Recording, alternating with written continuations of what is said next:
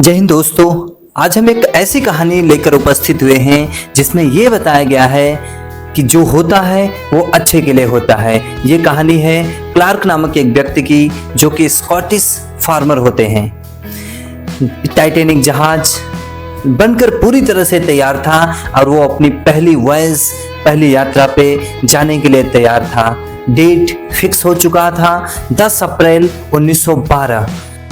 उसका सफर इंग्लैंड के Southampton port से शुरू होकर अमेरिका तक होने वाला था। इस सफर के कुछ दिन पहले से ही टिकट बुकिंग होने लगा। जब टिकट बुकिंग की खबर क्लार्क नामक व्यक्ति के पास पहुंची तो क्लार्क अपने 5 बच्चे समेत अपनी बीवी और खुद लगभग 7 टिकट खरीदने की बात सोचने लगा और अपने पूरे जीवन की सेविंग्स को लेकर टिकट खरीदने के लिए निकल पड़ा। और अंततः उसे सफलता मिलती है। टिकट खरीदता है और टिकट खरीद के वापस घर आता है। अब वो उस दिन का इंतजार करने लगता है जब उसका सपना साकार होने वाला था। वो उस लग्जरी क्रूज में बैठ के यात्रा करता, परंतु नियति को कुछ और ही मंजूर था। सफर शुरू होने से 7 दिन पहले ही उसके एक बेटे को उन्हीं के पालतू कुत्ता काट लेता है।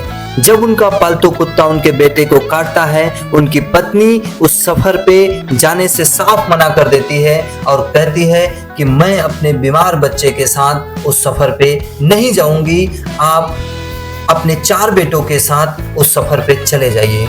तब क्लार्क के सामने एक समस्या खड़ी होती है। क्लार्क इस संशय में फंस जाता है कि जाएं या न जाएं। इस समस्या में उलझा रहता है, वो डिसीजन नहीं ले पाता है। आखिरकार वो दिन आ जाता है 10 अप्रैल। क्लार्क अपने 4 बेटों के साथ इंग्लैंड के साउथहैम्पटन पोर्ट पे जाके खड़ा हो जाता है। अब भी उसके सामने वही समस्या थी कि वो यात्रा पे जाए या ना जाए, परंतु वो डिसीजन नहीं ले पा रहा था।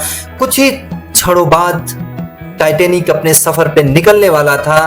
तभी क्लार्क एक कठोर डिसीजन लेता है और ये कहता है कि हम लोग उस यात्रा पे नहीं जाएंगे। उसके बाद क्लार्क अपने 4 बेटों के साथ उसी बोट पे खड़े होकर उस टाइटैनिक जहाज को अलविदा कहता है। टाइटैनिक जहाज उनकी आंखों के सामने से ओझल होता हुआ नजर आ रहा था। जैसे ही जहाज ओझल होते हुए दूर जा रहा था, वैसे ही उनकी सारी कमाई का पैसा भी डूबता हुआ नजर आ रहा था, क्योंकि उस समय जो टिकट थे वो नॉन रिफंडेबल थे।